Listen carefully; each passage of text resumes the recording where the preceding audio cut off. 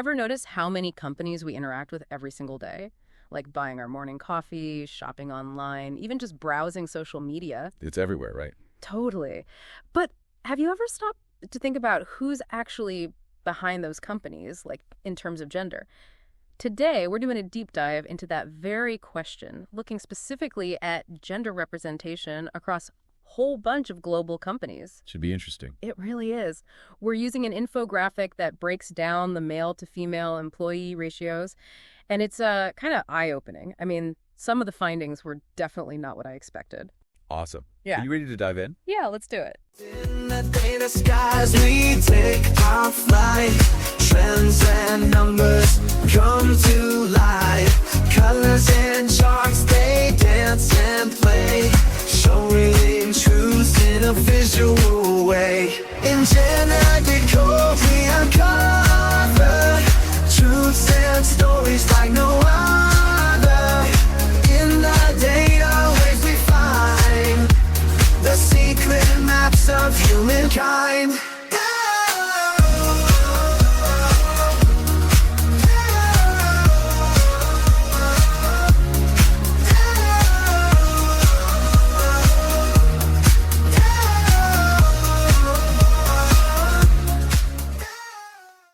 So today we're looking at something pretty fascinating and honestly kind of important too.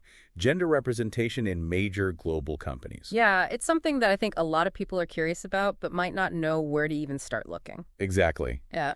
And luckily for us, we've got this visual breakdown of male and female employee ratios across different industries. And let me tell you, the results are pretty eye-opening. Definitely. It's like a window into company cultures and, even those wider societal norms that impact the workplace in such a big way. Okay, so to kick things off, paint us a picture. What are we looking at here? So imagine a chart with a bunch of companies you definitely know, like Tesla, Amazon, Etsy, all the big names. And each one has these colorful bars representing the percentage of male and female employees. So basically we're seeing like a visual snapshot of who's working where. Right. Exactly. And you know what the differences are? Sometimes pretty stark. It makes you think. Okay. So where do things stand out the most? Where should we zoom in first? Well, one of the first things that jumps out at me is the tech and hardware sectors. Like companies like AMD, Micron, Broadcom. They're overwhelmingly male. Oh, wow. Yeah, those are big names in tech. You'd think that'd be a little more balanced. You think so, right? It's a visual representation of what's often called the leaky pipeline. Fewer women entering STEM fields, and even fewer managing to stay there long term.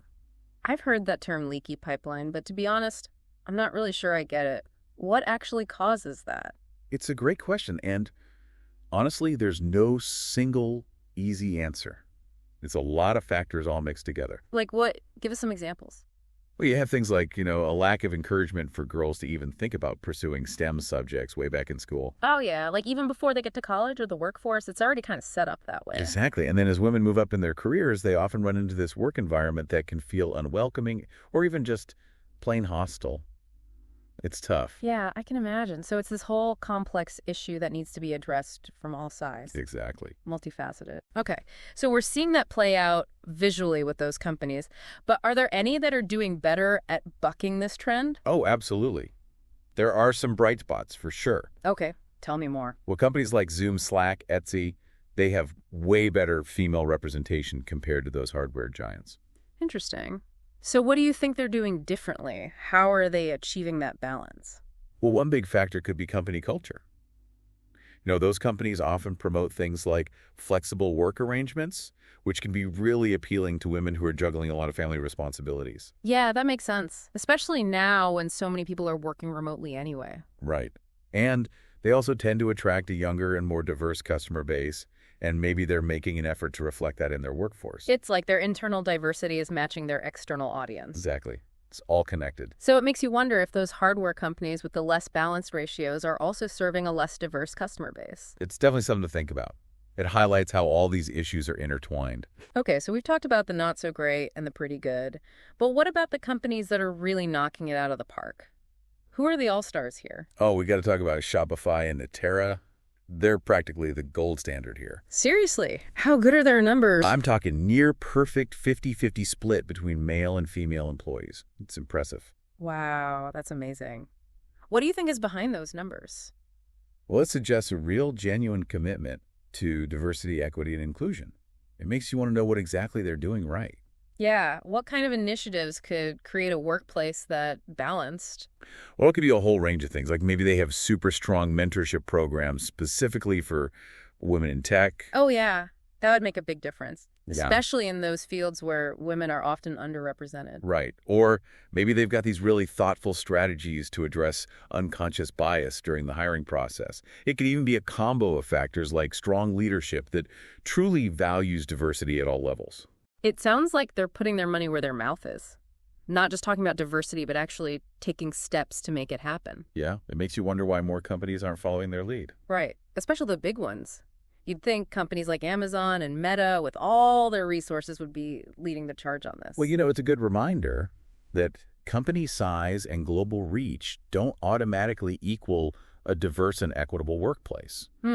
That's true. So what's going on there? Why are they still lagging behind? Well, often companies with longer histories like Amazon and Meta, they have these really entrenched leadership structures that have historically been male-dominated. Yeah. So it's harder to break those old patterns, even for companies that are known for being innovative in other ways. Exactly. It takes time and a real commitment to change. So basically, they're running into that classic glass ceiling dilemma. You got it. That invisible barrier that keeps women from reaching those top leadership positions. Could you explain that a bit more for people who might not be familiar with the term? Sure. So the glass ceiling, it's this idea that there are these invisible barriers that prevent women from rising up in a company, even when they're totally qualified and capable of doing the job. It's like they hit a wall even though there's nothing physically stopping them. Exactly. It often comes from deep-seated biases and just a lack of opportunities for advancement. So it's not that women aren't qualified, it's that they're not being given the same chances. Right. And those biases are probably even stronger in those male-dominated industries we were looking at earlier, like especially in hardware. It's like those deeply ingrained cultural norms are holding them back. And unfortunately, it often turns into this vicious cycle. The lack of female role models in leadership makes it harder to attract and retain women in the field. It's like a self-fulfilling prophecy almost. But it's interesting. Even within tech, you have companies like Tesla that don't really fit the mold. You'd think of Tesla as this cutting-edge company, but their gender ratio is down there with the more traditional hardware companies. It is surprising, isn't it? You'd expect them to be more progressive. Yeah, it's a good reminder that we can't just judge a company by its public image. We have to look at the data and hold them accountable. Absolutely. No matter how innovative they claim to be. Yeah. It really makes you Agree. think. And, Tesla's case is kind of interesting because it highlights another important point, the influence of leadership. Oh, in what way? Well, when you have a CEO who's known for being, let's just say, a bro culture personality, it can really set the tone for the entire company. Mm-hmm. Yeah, that makes sense. It's like that top-down effect where the attitudes at the top trickle down to the rest of the organization. Exactly. Creating a truly inclusive workplace. It takes more than just, implementing a few programs here and there. Yeah. You need like a fundamental mindset shift. Yeah. And it has to start at the very top. And that mindset shift, that's where things get really tricky, right? Because we're not just talking about individual companies anymore. We're talking about those wider societal norms and expectations. You hit the nail on the head. It's this complex interplay between company culture and the broader cultural context. Like, for instance, those ingrained cultural norms we were talking about earlier. Those can make it really tough for women to even consider entering certain fields in the first place. It's like this invisible pressure that steers women away from certain careers almost automatically. Precisely. Yeah. And those pressures, they can start so early, like even in childhood. Think about the toys we give boys versus girls, the subjects we encourage them to excel in. It all adds up. Yeah, all those little things. They shape our perceptions of what's considered appropriate for men and women in the workplace. It's like we're unconsciously putting them on these different paths from the very beginning. And then we're surprised when we see these gender imbalances. It's a self-perpetuating cycle. But I guess the good news is that people are starting to talk about it more openly now, right? Yeah, for sure. Awareness is growing.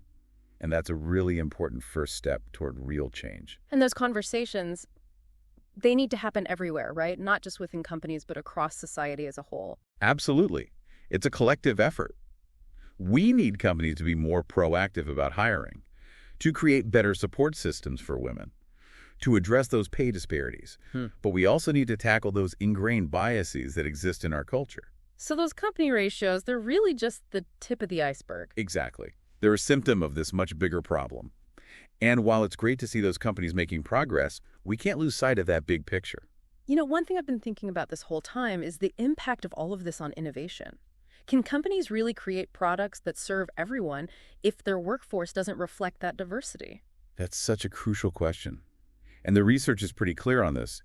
Diverse teams, they're more innovative, more creative, better at problem solving. It makes you wonder what those companies with less diverse teams are missing out on, not just ethically, but from a business standpoint, too. Exactly. It's not just a social issue, it's an economic one. Companies that don't embrace diversity, they're limiting their own potential. Out of curiosity, when you first saw this data, which company's ratio surprised you the most? Honestly, I was struck by the contrast between the companies that are really putting in the effort and the ones that are just lagging behind. It feels like we're at this turning point where some are embracing inclusion and others are stuck in the past. Yeah, it's like we're witnessing two different futures unfolding at the same time. It really makes you think, how will those evolving social norms change things? What role will technology play? And most importantly, what can we do individually to push for a more equitable future? I love those questions. That's something for our listeners to really ponder. What about you out there? What surprised you the most? So to our listeners out there, what really jumped out at you? Was there a company whose ratio made you pause and think, Interesting. Yeah, and while you're thinking about that, here's another question. As our culture changes, what changes do you think we'll see in these ratios in the next 10 years? Will more companies follow the lead of those like Shopify and Atera, or will we keep seeing those same old patterns, especially in those hardware companies? It's a good question, right? It's like we're watching this unfold in real time, this huge shift in how we think about these things. And what's really powerful about this visual is it's not just numbers. It's about real people and their opportunities. Hopefully, by having these conversations, we could all contribute to making things more equitable. Absolutely. And to everyone listening, this isn't just about observing the data. It's about taking action. What changes do you want to see? What can you do within your own sphere of influence, whether it's at work in your community or even just in your everyday conversations? Because creating a more equitable world, it's not just about companies changing their policies. It's about each of us looking at our own biases and doing what we can to dismantle those systems of inequality. Couldn't have said it better myself. This has been Yeah. quite a journey, hasn't it? We started with those numbers on a chart and ended up talking about deep-seated cultural norms and what we can do to make a difference. That's the beauty of these deep dives. We take something that seems simple at first glance and unpack all that complexity behind it. It's about sparking curiosity, starting conversations, and encouraging everyone to be a part of the solution. I love that. So keep those conversations going. Keep pushing for that progress. And we'll see you on the next deep dive.